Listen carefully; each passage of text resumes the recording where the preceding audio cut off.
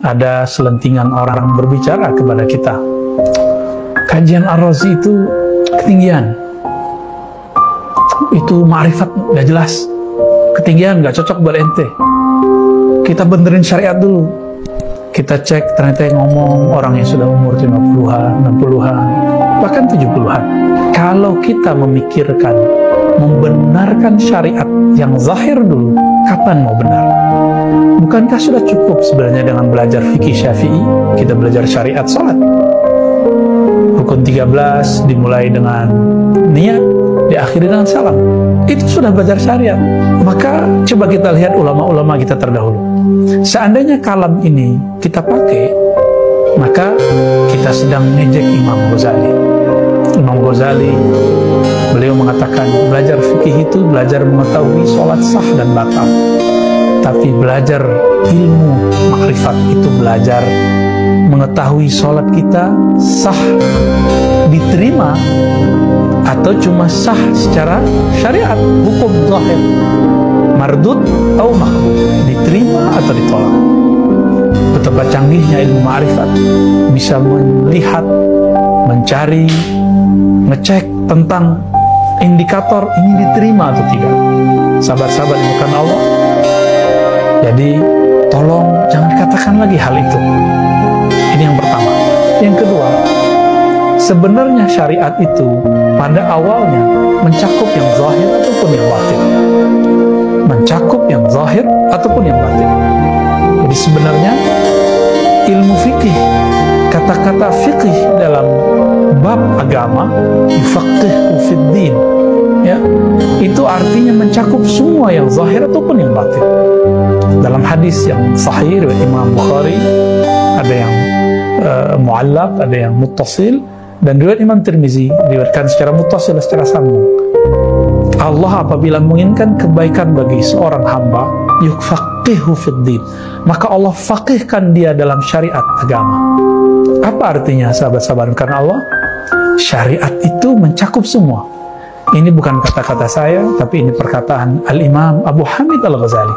Beliau mengatakan dalam Muqaddimah Ihya, fikih itu di awal mencakup zahir dan batin, mencakup syariat, tarekat, hakikat, ma'rifat, mencakup semuanya. Namun karena perkembangan zaman, Imam Ghazali ini hidup di abad ke-4 dan ke-5 Hijriah. Tepatnya abad ke-5 Hijriah dan meninggal di 505 Hijriah, artinya abad ke-6. Beliau ini sudah menyaksikan dikotomi antara ilmu-ilmu ini.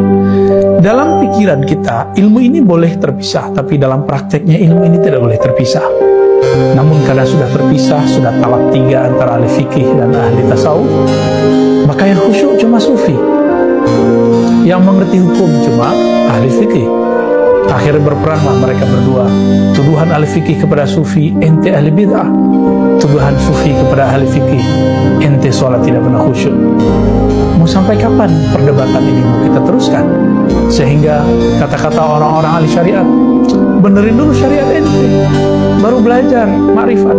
Udah berumur 50-60, belum juga belajar ma'rifat, belum juga belajar mengenal yang disembah. Sahabat-sahabat kepada Allah, saya tidak mau tertarik dengan perdebatan itu. Kita ambil saja riwayat Imam Bukhari, kalam Nabi kepada Sayyidina Ali dan Mu'az bin Jabal. Apa kata Nabi? Wahai Ali, wahai Mu'az, kamu akan mendatangi qauman min ahli kitab. Jadi ketika Mu'az dan Ali dikirim ke Yaman, di sana ada orang-orang Nasrani, ada sebagian orang-orang Yahudi.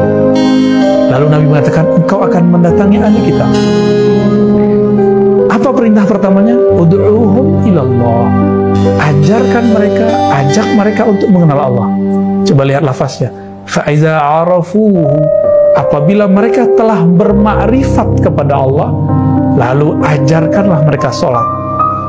Baru ajarkan mereka zakat, baru puasa, seterusnya dan seterusnya. Berarti kita sudah melanggar hadis Nabi. Nabi mengajarkan makrifat kepada Allah dulu, baru sholat. Maksudnya sederhana, mana mungkin ada orang waras di muka bumi bekerja kepada orang yang dia tidak kenal, menghormati seseorang sosok yang dia tidak mengerti siapa orang itu. Masa ada orang berakal, berpendidikan tinggi, bisa baca kitab, apalagi disebut kiai, apalagi disebut habib, menyembah sosok, menyembah zat yang dia tidak kenal. Betapa tidak berakalnya, betapa tidak sesuainya dengan kehendak Allah dan kehendak Rasulullah SAW. Maka berdasarkan hadis Bukhari ini, ud'uhum ilallah, ajaklah mereka mengenal Allah. Faiza arafu, jika mereka telah bermakrifat kepada Allah, telah mengenal Allah, baru ajarkan sholat, baru ajarkan semua yang berkaitan dengan zahir syariat. Maka sahabat-sahabat karena Allah, mari bermakrifat dalam sholat kita. Jangan dipisah-pisahkan, lakukan itu secara bersamaan, karena syariat telah sempurna, ma'rifat yang belum sempurna. Wassalamualaikum warahmatullahi wabarakatuh.